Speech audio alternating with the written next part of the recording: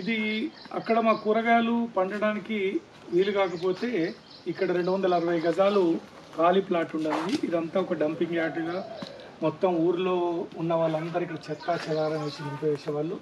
ఇది ఇంటికి పక్కకు ఉంటుంది కాబట్టి ఇది నేను తక్కువ ఖరీదులోనే తీసుకొని ఇక్కడ నేను కూరగాయలని ప్లాన్ చేసుకున్నాను. ఇందులో ప్రధానంగా దొండకాయ, కాకర, అదే రకంగా పాలకూర, తోటకూర, అదే రకంగా బీరకాయ. ఇందులో ప్రధానంగా మేము కూరగాయలు ఎంచుకున్నాము.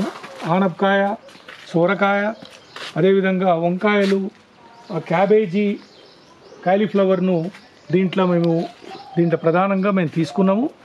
ఇందులో కేవలం కూరగాయల కోసమే మేము ఇది ప్లాన్ చేసుకున్నాం.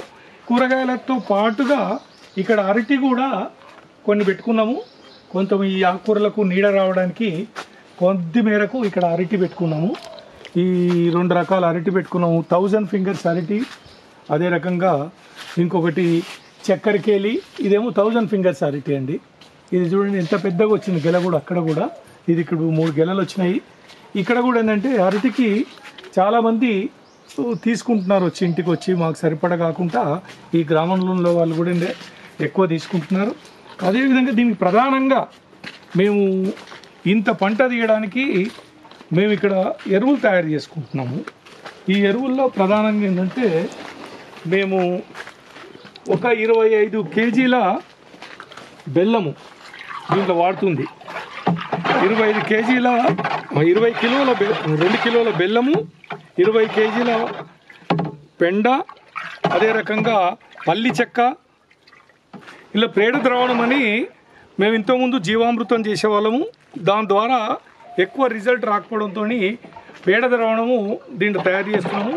ఈ పేడ ద్రావణం తయారు చేయడం విధానంలో ఒక 20 కేజీల పెండ, అదే రకంగా 20 లీటర్ల ఆవు మూత్రము, 2 కేజీల బెల్లము, అదేవిధంగా కొద్దిగా గుప్పెడు మట్టేసి ఒక 7 రోజులు ఇట్లా రౌండ్గా రోజు పొద్దున సాయంకాలము తిప్పితే ఇది మొత్తము ఫర్మెంట్ అయిపోయి 7వ రోజు తర్వాత మనము మొక్కలకు వేయడానికి ఇది ఉపయోగపడుతుంది.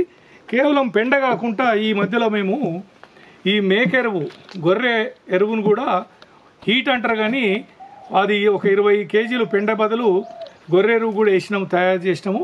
దానివల్ల కూడా మొక్కలకు చాలా బలం ఇస్తుంది. ఇది మేము ప్రధానంగా ఎంచుకున్న పద్ధతి. ఇది ఆర్గానిక్ పద్ధతి ద్వారానే మేము ఈ ఆకుకూరల్ని, ఈ పండ్ల తోటల్ని మేము పెంచుకుంటున్నాం.